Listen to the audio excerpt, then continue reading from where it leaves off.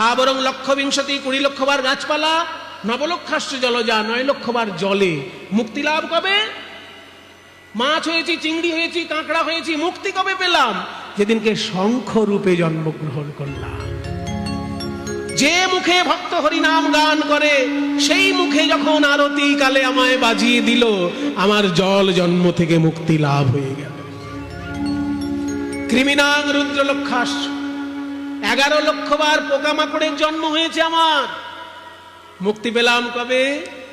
যেদিনকে মৌমাছি হয়ে আমি মধু সংগ্রহ করে দিলাম পুজোর জন্য। কিংবা বজ্রকীট রূপে যেদিন আমি শালিগ্রাম শিলায় স্থান পেলাম, সেদিন মুক্তি লাভ হয়ে গেল। 10 লক্ষাশ্চ অণ্ডজা, ডিমের মধ্যে জন্ম হয় 10 লক্ষ বার। মুক্তি পেলাম কবে?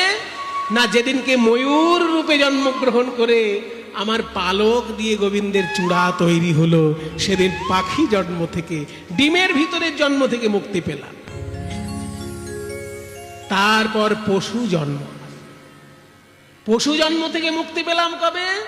ওই যে আগে বললাম, পৃথিবীর মধ্যে শ্রেষ্ঠ পশু যাকে আমরা মা বলে ডাকি, কেন না মায়ের কোলে ছোটবেলায় দুধ খাওয়া যায়, আজীবন খাওয়া যায় না।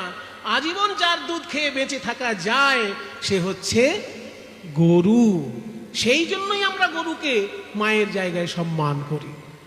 যেদিনকে ধেনুকুলে আমার জন্ম হলো, আমার পবিত্র দুগ্ধ দিয়ে গৌর গোবিন্দের সেবা হলো, সেই দিন আমি পশু জন্ম থেকে মুক্তি লাভ করলাম। তাহলে স্থাবরং লক্ষ বিংশতি 9 লক্ষাশ্চ জলজা, কৃমিনাং রুদ্রলক্ষাশ্চ 10 লক্ষাশ্চ অণ্ডজা। 80 লক্ষ জন্ম এইভাবে চলে গেল। তারপর 4 লক্ষ মানব জন্ম। এই মানব জন্ম পেয়েছে যখন, কখনো বা বোবা হয়ে জন্ম নিয়েছি।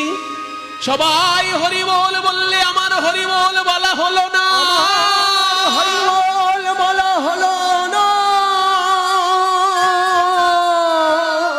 কখনো কালা হয়ে জন্ম নিয়েছি।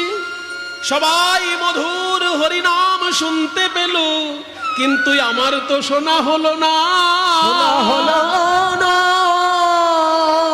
তাই এমন পূর্ণ সুস্থ মানব দেহ পেয়েছো, তাও ভারতবর্ষে,